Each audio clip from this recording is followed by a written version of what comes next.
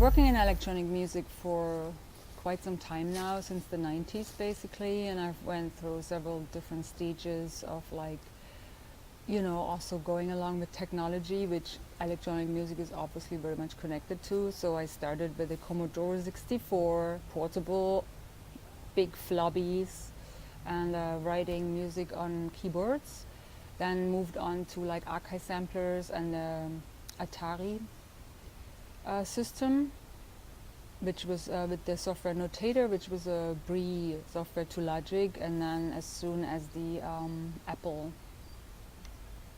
the first laptops came out, I moved to a laptop and started to work there in Max, and back then Max MSP, now Max, called Max from Cycling 74. And I've been like gradually educating myself along the inventions being made in electronic music and also in history and so on. So I moved along with the technology, and I'm still doing this.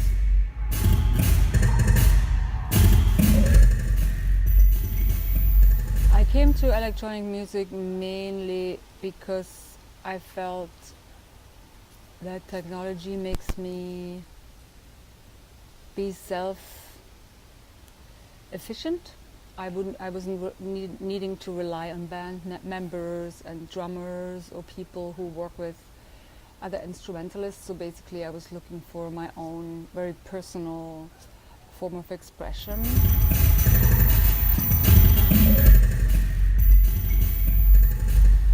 So over the time I've been like collaborating obviously with a lot of people, and I've had a band called Laub in the 90s, which actually I've been playing a lot in Italy. Back then, touring, it was lovely, and I've collaborated with Vladislav Dilej, which is also my partner, and I have collaborated with the classical composer Craig Armstrong. We have made just recently some work together on the new upcoming Snowden movie, or the just released Snowden movie. I have done many works with him, for instance, a theater production on Orlando, the famous book. I have then in the last years formed a lot of like little women's collectives or groups or duos. So I've worked with the Ukrainian incredible producer Sava Loka. I worked with TBA, a Georgian producer. We just recently released a record called Asymmetry. And I have a so-called girl band, The Lapetites, with Kathy Matthews and Ryoko Akama. We occasionally collaborate, like every 2 years we're invited and we're making a work. So I've done, meanwhile, I don't know, 30 records, like long player records, and maybe 20 of them are collaborations, so it's been a lot. I would even need to look what else I did. Yeah, it is very fruitful to work with other people. So Gudrun Gut is another collaborator. Just a few years ago we made a record together. So yeah.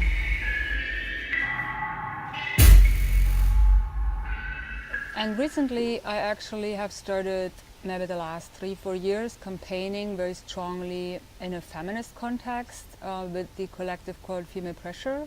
And this has been incredible, going very interesting directions. And for instance, this year we first time collaborated not just in gender politics, but we also made it work together, a collective work.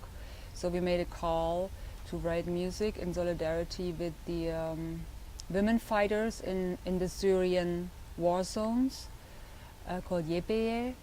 And we've put all our energy together to research the topics and find as much information and contact on the ground, and finding activists and those fighters to talk to. And we launched a huge solidarity campaign in March this year, and it has been an incredible surprise to me what that and launched, or kind of what that made with us. Like, we've made that work, video work, audio work, and we released a record on Women's Day.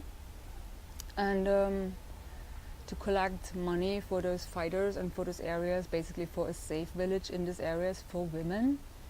And the whole process of like working artistically in a real political context, in a real in a war zone, in geographies where we are not at and where we can't go, that was very inspiring and has been actually moved me a lot, and been great foundation for me to carry on in this kind of like thinking in terms of music being on one hand this escape thing to listen to and be safe with and happy with or find comfort, and then on the other hand maybe turning it into a really powerful activist tool or something. So we're working on this a lot, and I'm very, very intrigued by the methods we are developing there. And yeah, I just encourage everybody to look it up. It's called Rojava, the Rojava campaign on female pressure. So there's a lot to read about and learn, and it was an incredible project.